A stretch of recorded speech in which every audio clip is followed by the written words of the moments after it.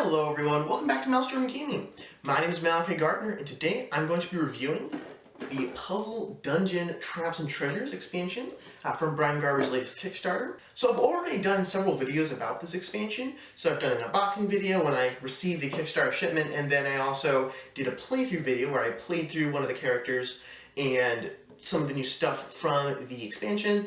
And so you can check all those videos out. There's going to be links to them if you click up here, I believe, with the little eye. Then you'll be able to get links to those videos. So in this video, I'm going to be talking about what I like and dislike about this game, but I'm not really going to go and explain everything in detail. So if you're not familiar with Puzzle Dungeon or you're not familiar with the expansion, then I would recommend watching some of those other videos I've done. I've actually done 2 entire playthroughs of Puzzle Dungeon. One of them where I really go through and explain all the rules of the game and then play through a game. And the second one, I'm not really explaining the rules of the game, I'm just explaining the new rules from the expansion. So all those videos are out there if you are interested in watching those. So first, let's start with something I really like with this expansion, and that's the box. So I don't actually have the original box with me anymore, but it was a lot smaller than this. It was a very small just deck box, really. It just held the cards, and that's it. There was space for the cards, and there's space for the cards, and I think there's like 84 cards in the base game, and then it had space for the rules sheet, and that's it. If you wanted to sleeve your cards, you're out of luck. This box, on the other hand, is very nice because it allows you to store all the cards that were ever released for Puzzle Dungeon sleeved. So I have all the cards for Puzzle Dungeon in this box, and I haven't actually gone around to sleeve the cards. I'm still debating whether I'm going to do that or not, but there's definitely space in here for you to sleeve the cards, or if you go to Brian Garber and have him make some more custom cards for you, which he is happy to do. I'll put a link to his Etsy page where I think it's like $10 for a custom card, custom character. So if you want to do that, there's still space. So it's one thing I really like with this expansion. The box is wonderful. So the box is really nice, but if the expansion isn't any good, then what's the point of having a box that can fit all your cards, right? So I really enjoyed Puzzle Dungeon when I just had the base game. I really enjoyed all the mechanics and different elements of the game, and I gave it an 8 out of 10, which is really good. So there's several different types of expansions. So there's some expansions that really shake up the game and rattle it to its core, altering many different mechanics and hopefully improving the game. But then there's also expansions that just add more stuff. Maybe they add 1 or 2 new things, but in general it's just more cards, more variety, more content, and that's exactly what this expansion is. It doesn't shake the game up. I think if you liked Puzzle Dungeon, you're going to like this expansion. If you dislike Puzzle Dungeon, this expansion is not going to change your mind. You're still not going to like Puzzle Dungeon. It does have one new thing, which I'm going to talk about, and that is the traps and treasures. So there are 45 cards. So I think there's around like 45, maybe 47 trap and treasure cards. So these cards are double-sided. One side has a trap on it, and that will give you some negative effects that you need to apply to yourself every time you defeat certain monsters. So each trap is assigned to a different monster, such as the magical or construct monster types. Now, whenever you defeat a monster that the trap is assigned to, then you have to apply this negative effect to you. So you can have one, so there's one that whenever you defeat a magical monster, then you need to deal cards from the arsenal deck until you have dealt a 2, 3, or 4, or something like that. And so then, whenever you defeat a magical monster, you're going to have to do that. And so that's how kind of all the traps work. They're just going to have a certain monster type assigned to them, and every time you defeat one of those monsters, and every time you defeat a monster from that type, you're going to have to do some sort of bad effect. One of them, I think, like shovels up the arsenal, or just all sorts of different things. And they are all kind of annoying to some degree, and you're going to have to deal with those. But it's not all bad news, because now once you defeat the 4th monster of a type that the trap is assigned to, you can then flip over the trap card, and it becomes a treasure that you can use. Now the treasures just have one-time effects, and these are always good things for you. There's one where you use it and you can take all the 0 value cards from your discard pile and shuffle them into your deck, so you can use them again. All sorts of different things on the back, and they're all positive. So I really like these traps and treasure cards, and one thing I like about them is how versatile they are. You can play them the way I just described, where you start with a couple traps, and then after you defeat the 4th monster of that type, you flip it over and it becomes a treasure. Or you can play where you just have traps, and then you just use the traps, and then you don't get the treasure even after defeating the fourth monster of the type. Or you can just have treasures. Now what this does is it gives you a little knob that you can move around to adjust the difficulty of the game. So if you like the game to be a little bit harder, you can give yourself a trap. If you'd like it to be much harder, you can give yourself a couple of traps. And then if you wanted it to be a little bit easier, you could give yourself a treasure, or two, or three, or however many you want.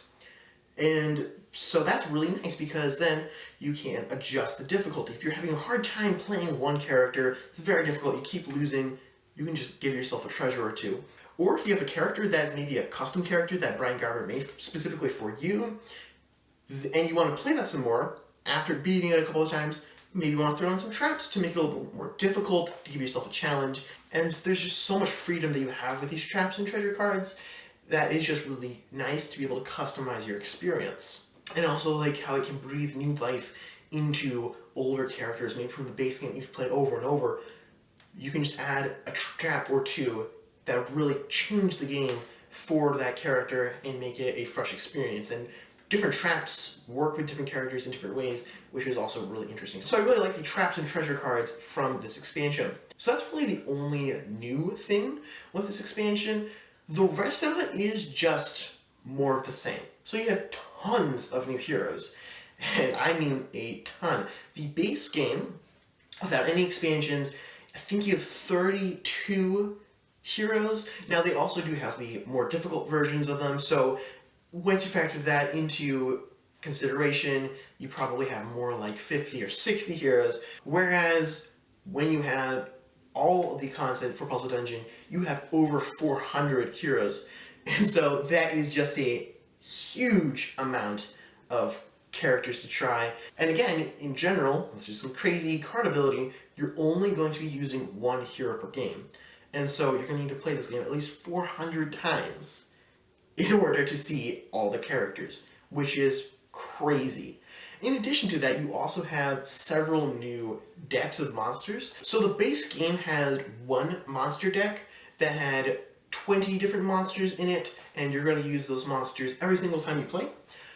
With all the extra stuff, you then have a total of 4 20-card monster decks that you're going to use. Now, each hero is assigned to a specific monster deck, and so those are the monsters that you are generally supposed to use when you're playing that character, and that's the monster group that the designer tested the game with, so it's balanced against that group. Now you can mix and match different monster groups from different monster decks, but you just need to know that Brian Garber didn't necessarily playtest that combination of monsters with that hero. So those are just some of my thoughts on all of this expansion content. So I really like the box that this latest Kickstarter had. Fits everything sleeved. I really like the new traps and treasures. I love how it gives you different ways of playing the game, different ways of playing each character, gives you more replayability for each character, and allows you to toggle the difficulty for a specific character. If the character's too difficult for you, you can make it easier. If the character's too easy for you, you can make it harder. And I just really like that. And there's even different degrees with which traps you use, if it's a prey type versus a trophy type. All that is wonderful. And then having new monsters and heroes is also just great because it just adds even more replayability, which is wonderful. So, overall, I really like this expansion, but is it worth purchasing? I do not think that this expansion will change your opinion of the game. If you like Puzzle Dungeon, then you'll like this expansion.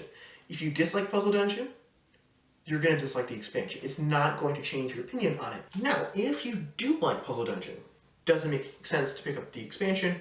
The answer to that is it depends on how much you're going to play the game. The base game has a lot of content in it. It is the most replayable $20 game I have ever seen, and I haven't seen any game come close to it. You have 32 different characters, but because most of them have 2 different versions, one's more difficult, one's easier, and those different versions are completely different from each other, you really have more like 50, maybe even 60 different characters in the base game. So with that in mind, I would say, if you think that you're going to play Puzzle Dungeon more than 50 times, then you should definitely get the expansion. it'll give you a lot more content to do, and then you won't necessarily need to play individual characters multiple times, which you can do. I'm not saying you can't do that. You can definitely play the warrior 3-4 times, but it is really nice to have all the extra characters and monsters and everything. So, if you're going to play the game more than 50 times, then I would say get the expansion, and I think you're going to get a kick out of it. But if you think you're going to play the game fewer than 50 times, I don't think that you should get the expansion. I'm not saying the expansion's bad. I'm just saying the base game is so replayable, I don't think you're going to need the expansion if you're going to play the game fewer than 50 times. Now, I really like Puzzle Dungeon, and I have played the base game at least 50 times, so for me it definitely made sense to get the expansion, and I'm really enjoying it. And I will probably never play all the content in the expansion, because there's just so much, and you get so much for your money. Overall, I would say it's a very solid, more of the same expansion. It doesn't really add anything too terribly groundbreaking or anything like that. It doesn't change my opinion of the game. I still really like Puzzle Dungeon. So I'm going to give this expansion a 7 out of 10. This expansion, as far as expansions go, is a really solid expansion, 7 out of 10, but it's not one that I would say is completely necessary for you to pick up and doesn't really improve on the game. It just adds more to what is already a wonderful game.